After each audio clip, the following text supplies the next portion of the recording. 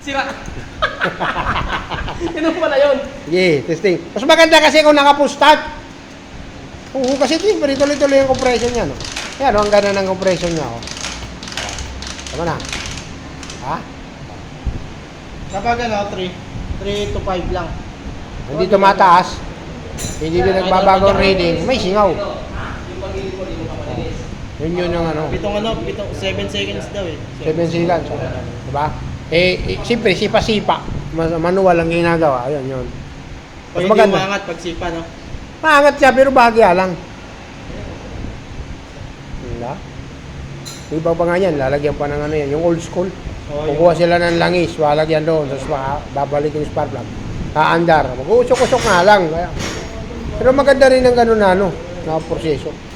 Kahit sa mga sa diesel mechanic, ginagamit dito, small engine. Kahit mag-grass cutter. Nagamit dito.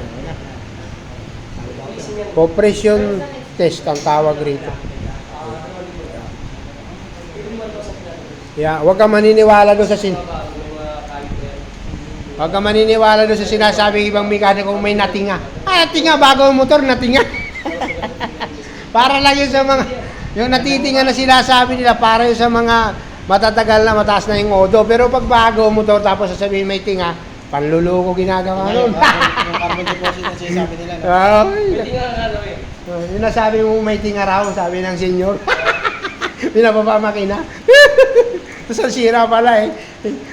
Stator. Ano sinasabi ko ya ako? Di ako kahit senior ko, di ako basta-basta naniniwala. Kukuha ako diyan ng libro. Sa libro tayo babasi. Di ako yan Pwede mo kwentuhan ako. Di ako ganoon kasi minsan ang kwento sablay.